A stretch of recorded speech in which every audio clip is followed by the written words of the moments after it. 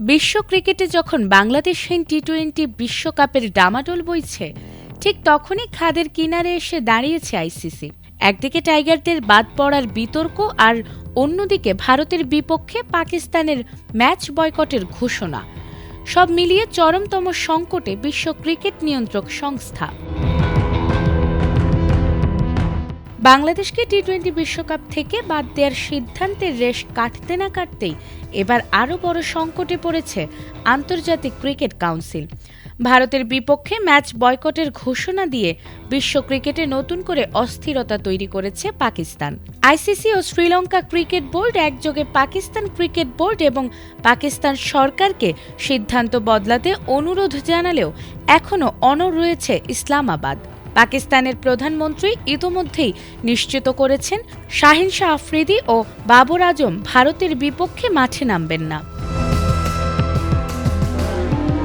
Bharat Pakistan match মাঠে না গড়ালে ICC, broadcaster ও বিজ্ঞাপনদাতাদের জন্য ভয়াবহ আর্থিক ক্ষতির আশঙ্কা তৈরি হয়েছে।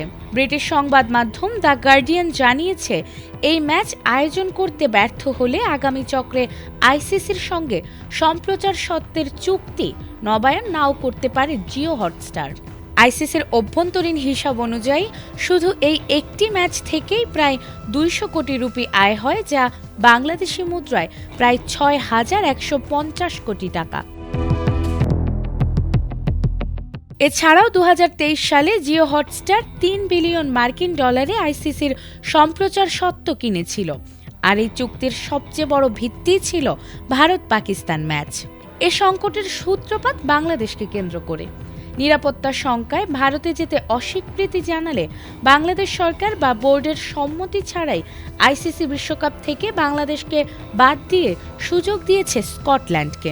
এর প্রতিবাদেই পাকিস্তান ভারতের বিপক্ষে ম্যাচ না খেলার ঘোষণা দিয়েছে। বিশেষজ্ঞদের মতে, সম্প্রচার চুক্তি ভেঙে পড়লে 2024 থেকে 2027 মেয়াদে আইসিসির সম্ভাব্য আয় মারাত্মকভাবে কমে যাবে। এতে সবচেয়ে বেশি ক্ষতিগ্রস্ত হবে বাংলাদেশ ও পাকিস্তান, পাশাপাশি শ্রীলঙ্কা ও নিউজিল্যান্ডও। একটি ম্যাচ ঘিরে তৈরি এই সংকট এখন আর শুধু ক্রিকেটীয় নয়, বরং এটি বিশ্ব ক্রিকেটের আর্থিক ভবিষ্যৎ নিয়েই বড় প্রশ্ন তুলে দিয়েছে।